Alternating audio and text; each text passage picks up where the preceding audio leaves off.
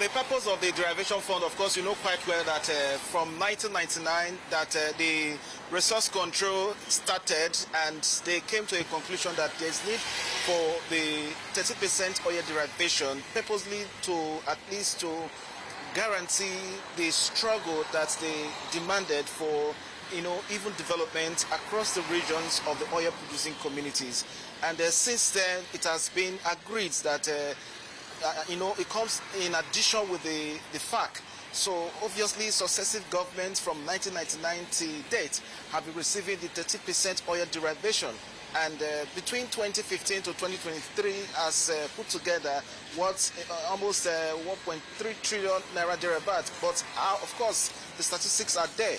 But nevertheless, successive administration have used it judiciously to implement projects within those regions and across the states. So obviously, it has been from the record that is well being utilized.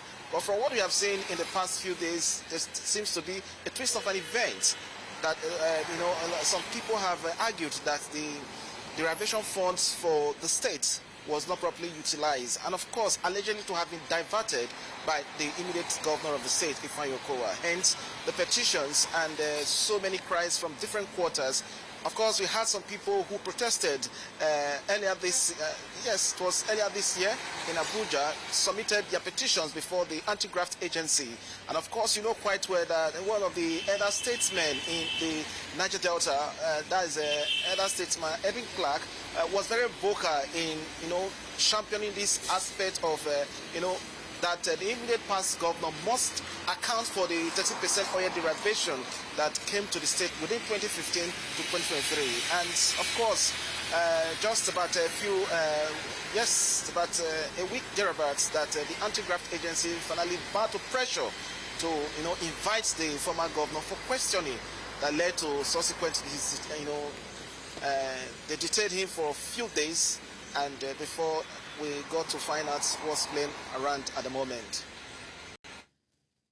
Austin, if you can hear me, with the case now in public eye, what has been, you know, the reactions, you know, from, you know, the residents of Delta State and even its environs?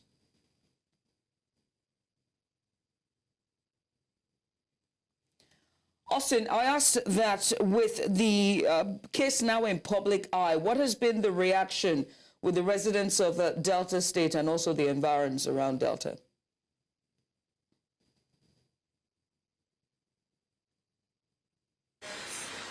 Well, of course, we have mixed reactions from respondents and residents of the state. Some people who have actually taken this matter from where it used to be to another level are calling for a watertight investigation in this issue. And of course, we have some other people who are equally saying that, no, the anti-graft agency are being selective, and most of them are now saying that it's been political. However, from the local government of the immediate past governor, a few days ago, at Ekan Northeast local government area, we saw a large numbers of individuals who came out in their numbers to protest against what they perceived to be political manhunting of the immediate past governor of the state. And of course, they equally alleged that the governor had did so much in the state, and he don't deserve to be humiliated by what EFCC are trying to play out. But however, like other people who equally express their opinions, that he who comes to equity must come with clean hand, that the former governor should go before the EFCC and answer to all the charges levels against him.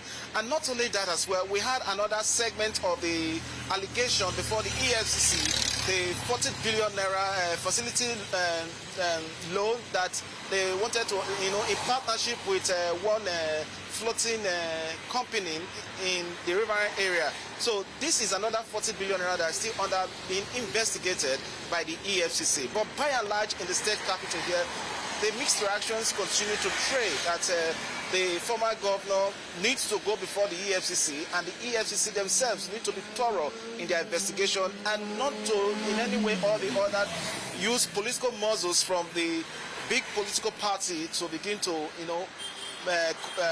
force someone not to, to admit what he did not commit. But some other people who equally spoke to, they are equally more concerned about how they come about this investigation. Well, Austin, I want to say thank you very much for giving us the detailed report from before and also giving us some backstory to how you gathered this piece of information. Thank you very much, Austin Azu, our correspondent in Delta State.